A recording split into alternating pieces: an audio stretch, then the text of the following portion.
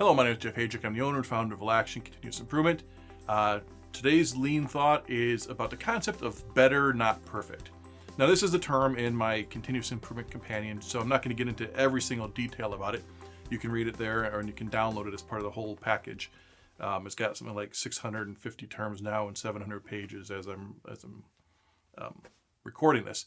But the term is better, not perfect. So what happens is that people start on these continuous improvement projects and they make some good progress, but then they get caught up in the little tiny details, and these details start consuming an immense amount of time. So let me talk about what I mean by this. Let's say you're painting your kitchen, you go through and you put your primer on, and then your first coat goes on, and you let it dry, and it looks good, and you're happy with how it looks.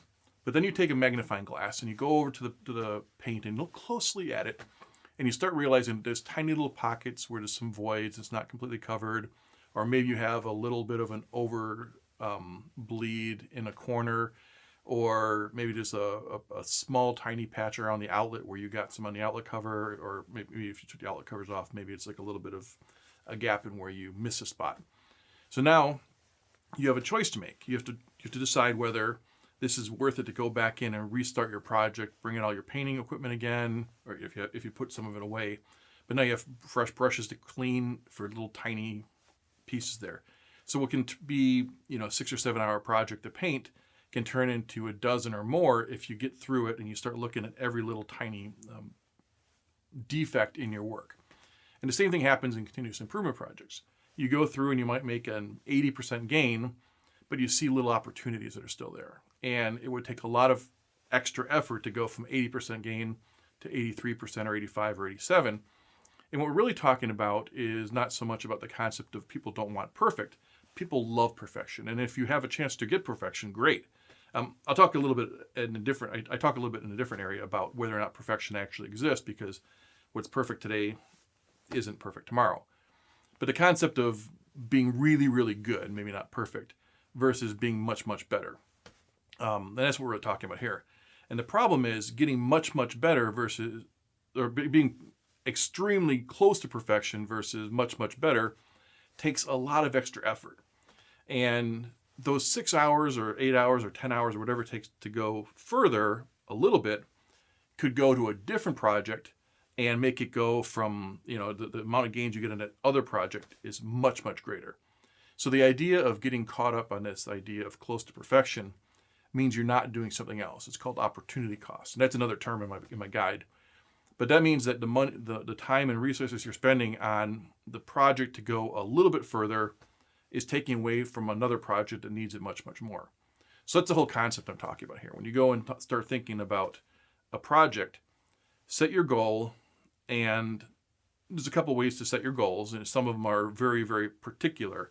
You have a customer that needs a specific level, and if you don't reach that level, you're going to lose a customer. That's a pretty obvious goal. But when you have a general continuous improvement effort going on, there's a lot of times you face an arbitrary goal. And somebody might say, I want a 15% improvement in productivity in your work area this year. And you start having to add those up. So sometimes these goals are a little arbitrary, but when you set a goal on a project, you're going to find that sometimes you get close to it and you make great progress. Sometimes you go past it and it's pretty easy. But I'm really talking about being able to adjust on the fly and say how much extra effort is it going to take and what's the cost benefit on that oomph that takes to go a little further.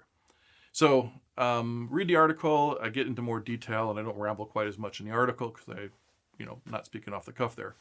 But I really recommend thinking about this concept, the concept of how much better do you need to be, and is your time better spent somewhere else if you get a lot of gains and you get really close to your goal, and it's going to take a lot of extra effort to get that last little bit.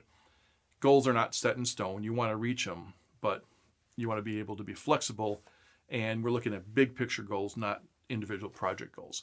So that's my thoughts for today. Hope it was at least a little bit helpful. So give me some of your comments.